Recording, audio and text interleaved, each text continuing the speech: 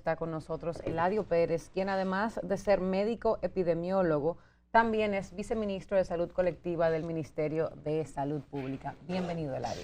Muchas gracias por la oportunidad de poder compartir informaciones oficiales con ustedes y aclarar algunas dudas.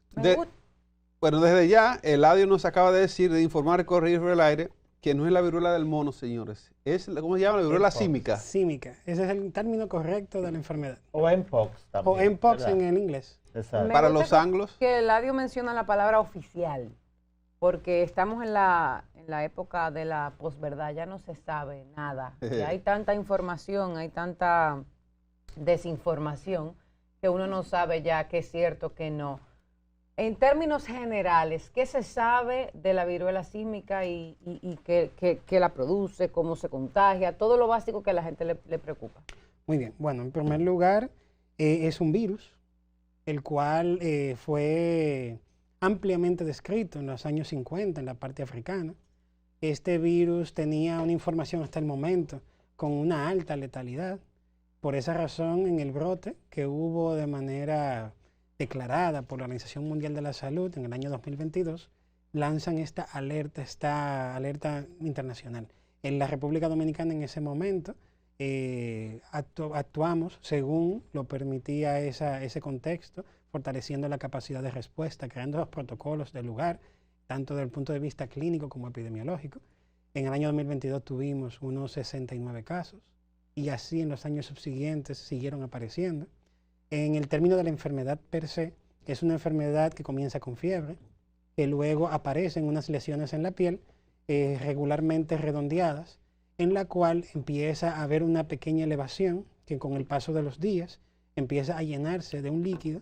Este líquido se pone un poco espeso, las lesiones eclosionan o explotan, en dominicano, y entonces se forma una costra, hasta que llega el momento en el cual nace una nueva piel. Ese es el periodo de mayor transmisibilidad, cuando empieza la fiebre hasta que aparece la nueva piel, que eso es un proceso que puede durar desde 2 hasta 4 semanas. Una pregunta sobre la diferencia que hay entre esta viruela y la tradicional. La gente recuerda la famosa viruela, varicela, que se hizo epidémica aquí por mucho tiempo, pero luego tenemos esta versión que es la símica. ¿Cuál es la diferencia entre la tradicional y esta? Sí, mire, en primer lugar, la gran viruela que se conocía y que fue erradicada, no se trata de esta. Entonces, en este país y otras partes de Latinoamérica se confunde mucho la viruela con la varicela, con el sarampión, entre otras enfermedades que producen una fiebre eruptiva. Hasta el mismo dengue puede tener lo que se llaman unas petequias. Ahora, ¿qué lo diferencia de todo? Aparte de lo que es el diagnóstico específico, tipo ADN molecular, es las características clínicas, su severidad y la forma en que va evolucionando. En ese sentido, hay que destacar que la viruela es erradicada del mundo, la viruela como tal, la peligrosa de hace muchos años, y el sarampión también. La República Dominicana no tiene casos de hace más de 23 años. Entonces, normalmente, en este país donde se puede confundir es con la varicela. Pero hay que destacar que tener 2 o 3 casos al año, no estamos hablando de una situación epidemiológica que conlleve unas medidas mayores de las que se están manejando. Déjeme preguntarle algo, porque ni siquiera es un brote, son 2 casos hasta ahora, ¿verdad? Hasta ahora confirmados, sí. nada más. En el 2022, el caso 0 o el contacto que llegó para hacer el caso 0 en República Dominicana vino de los Estados Unidos. La persona trajo el virus de allá, que a su vez lo consiguió en África.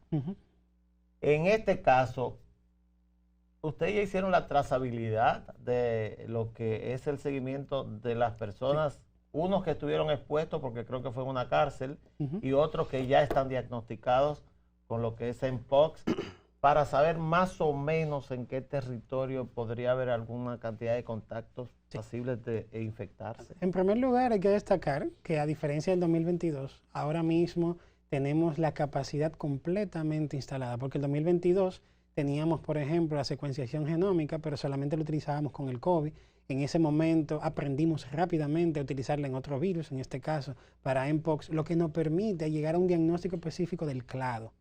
El clado es una parte específica dentro del ADN del virus que nos permite saber la severidad esperada. como yo le decía anteriormente, se hablaba de que había una letalidad del 50%, pero hoy día la letalidad para el clado 2 es de menos del 1% y para el clado 1B es del 10%. ¿Por qué eso es importante? Por la severidad del tratamiento y el manejo. ¿Identificaron genómicamente cuál es la variedad de virus que está ahora mismo? Es correcto. ¿Cuál de los dos? El 2, que es el dos, mismo que teníamos previamente y el menos letal.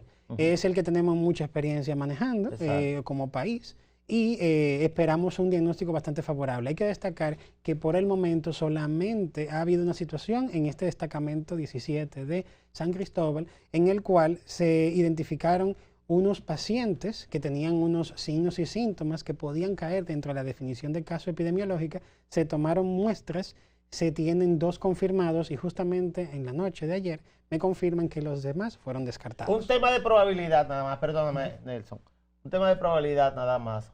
Como sabemos que eso es una zoonosis, es decir, una enfermedad producida o el que transmite el virus es un animal,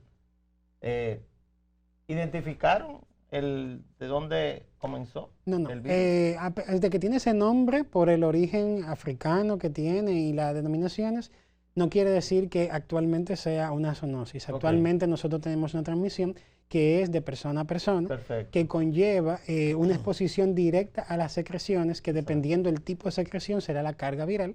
Por ejemplo, ese líquido que sale de las pústulas es el que mayor carga viral tiene y también, por ejemplo, el semen y líquido seminal contiene una gran carga viral para la transmisibilidad.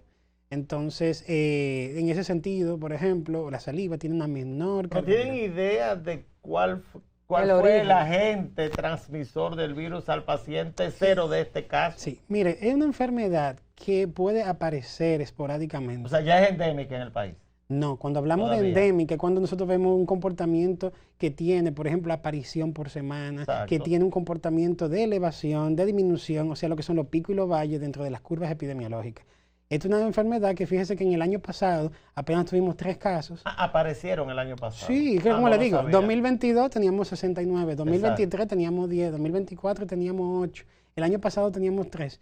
Incluso, el virus sí aparece, es un virus que aparece esporádicamente, sobre todo en población que tiene cierta vulnerabilidad, esa inmunodeficiencia, término de hacinamiento, pues entonces es favorable para que aparezca, pero es rápidamente controlable, como hemos visto por la experiencia adquirida en los últimos años.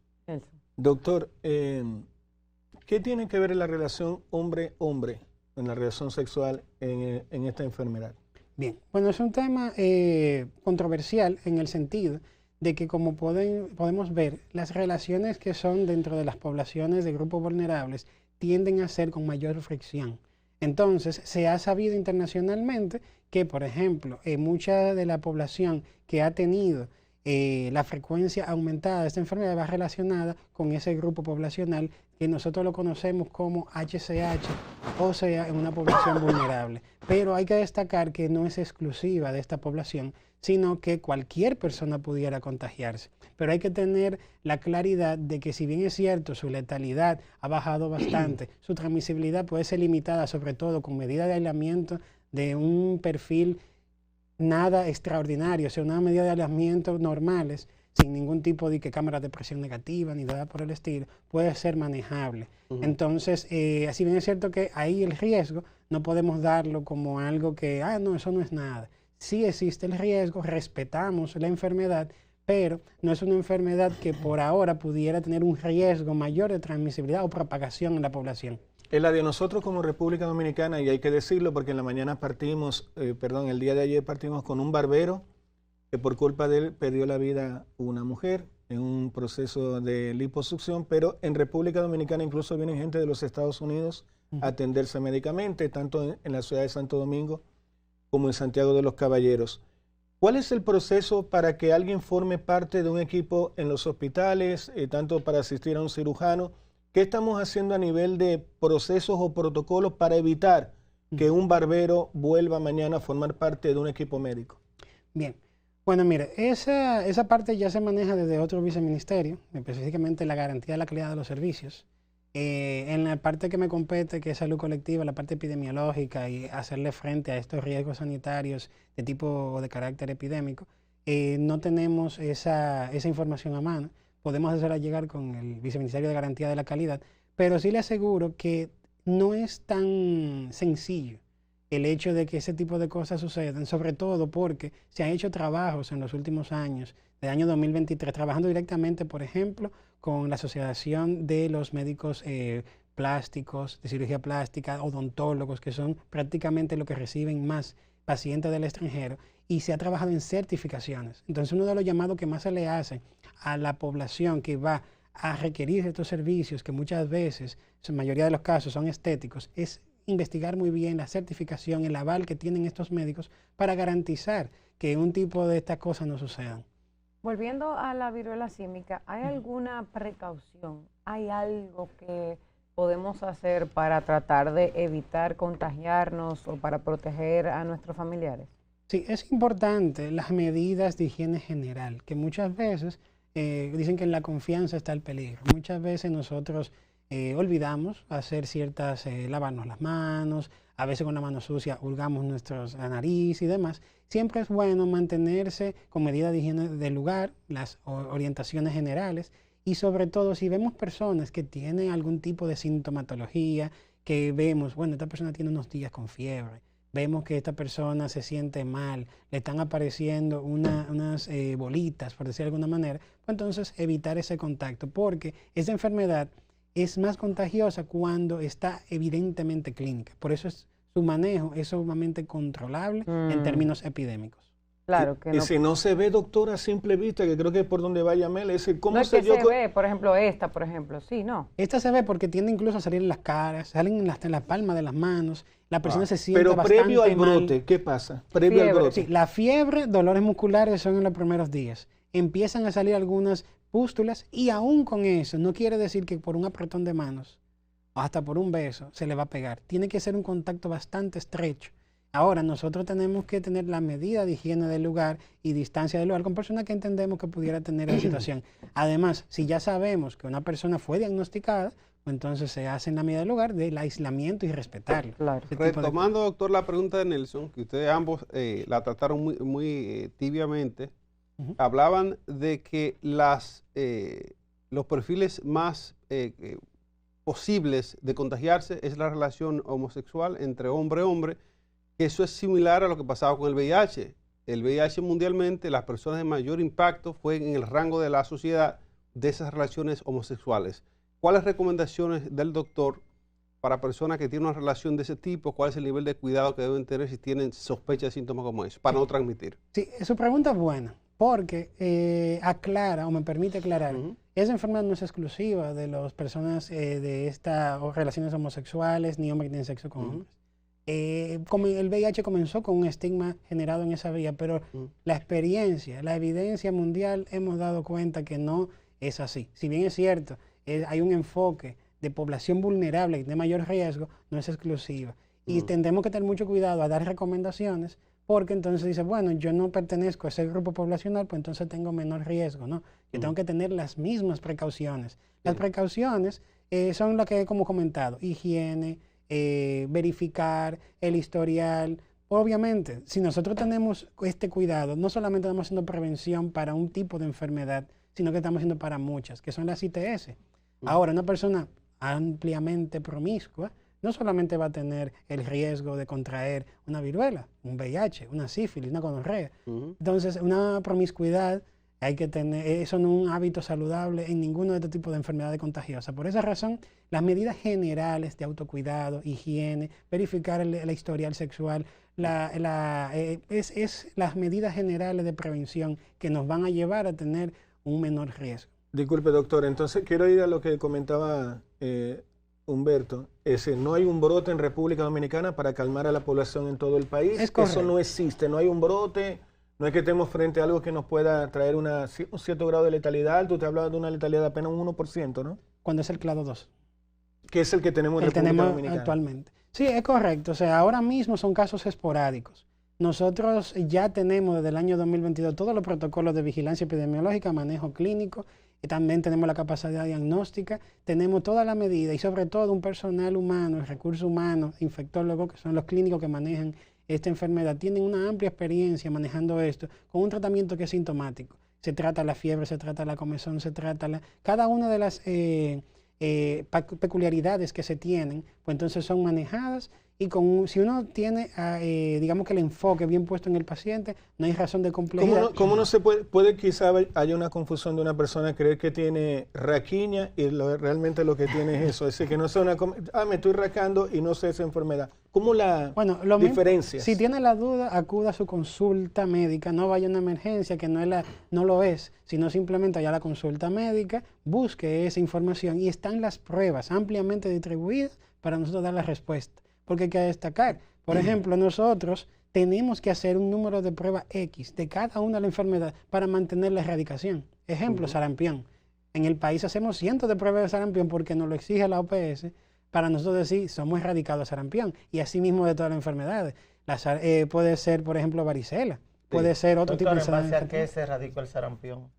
Base de la vacunación. Vacunación. Dígaselo ahí a la gente. Claro que sí, ¿no? Esa fue la medida principal en todas las Américas para hablar. Doctor, ¿y la viruela cómo fue que desapareció de la faz de la Tierra? Igualmente con la vacunación. Con la vacuna. Eso es, atención, Kennedy allá en Estados Unidos.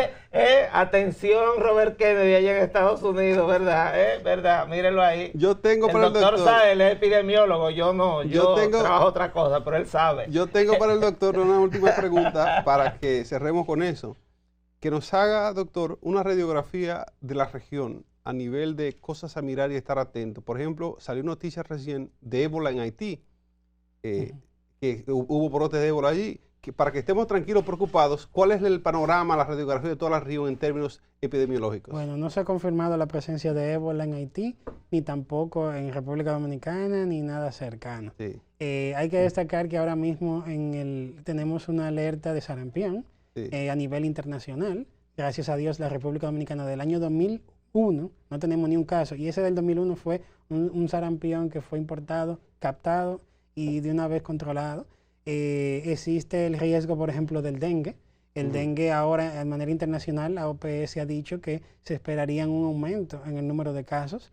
Sin embargo, en la República Dominicana todavía estamos en una zona de seguridad y tenemos una campaña activa de hace más de 2 años donde vemos un comportamiento muy positivo en cuanto al manejo de esta. Es un serotipo que también ampliamente conocido aquí en la República Dominicana. Ustedes saben que son 4 y aquí en la República Dominicana ha estado presente el 1, el 2 y el 3. Y eso nos permite tener una inmunidad por memoria inmunológica frente a esos serotipos. Una persona que le da dengue de un tipo no le vuelve a dar ese, tendría que darle el otro. Entonces, en ese sentido, el que tuvo dengue 2 ahora mismo no tendría la posibilidad de volverlo a tener, o sea, la parte inmunológica. Existen otras enfermedades que siempre vamos a estar en riesgo, pero tienen que tener la confianza de que la República Dominicana tiene un sistema de vigilancia epidemiológica reforzado, con capacidad de diagnóstica del lugar, las relaciones internacionales que nos permiten tener una respuesta rápida y efectiva, muy buenas relaciones, por ejemplo, Organización Panamericana de la Salud, la OMS, que es la Organización Mundial de la Salud, con Estados Unidos y el CDC, que es el Centro de Control de Enfermedades Infecciosas de ellos. Y en sí nosotros tenemos una capacidad. Hay un problema, doctor, ¿verdad? En Estados Unidos hay brotes de sarampión que yo recuerde en Texas, sí, en Florida, en California. Hay varios brotes, y creo que en Nuevo México, hay varios brotes de sarampión por el tema de la vacunación. ¿Usted podría exhortar a las madres a que no le hagan caso a eso? Y que por favor vacunen a sus hijos. Bueno, yo le diría que sí le hagan caso a esos reportes que están sucediendo, porque es la evidencia de lo que, cuando falla una cobertura de inmunidad de rebaño. Porque fíjense, cuando aquí en la República Dominicana tenemos un esquema vacunal muy bueno, que prácticamente todo el mundo lo conoce, todas las madres, y hay que destacar que ese esquema hasta los 4 años, las madres son fieles y van y vacunan sus hijos. Nosotros tenemos que exhortar a la madre que continúen yendo a vacunar sus hijos, porque todas esas enfermedades son prevenibles por vacunas. Hay enfermedades que una simple Haemophilus influenzae tipo B podría darle una meningitis, gastar millones de pesos, incluso llegar a la muerte, y con una vacuna que cuesta centavos de dólar, no se puede prevenir todo eso. Y son gratis, ¿verdad? Y en el Ministerio de Salud Pública todas las vacunas son gratis. Exacto. O sea que nosotros tenemos la capacidad y se piden todos los años con medio del OPS para darle la cobertura a toda la población en riesgo. Doctor, muchísimas gracias por haber venido una nueva mañana. Agradecerle. Bueno, las normas de higiene, como siempre dijo el doctor, ¿no? A cuidarse, a lavarse las manos, a mirar también lo que le pasa a la gente que está a nuestro alrededor, si tiene fiebre, si tiene molestia, y para que no se confundan si es una raquiña o es realmente otra enfermedad, vaya al médico. Iván Yael. No vamos a confundir, Nelson, porque creo que el doctor viceministro fue bastante claro. También fue muy claro bajando los niveles de alarma, porque hay algunas personas, y me incluyo, que nos ponemos un poco locas cuando vemos este tipo de información, pero todo va a estar bien. Es una nueva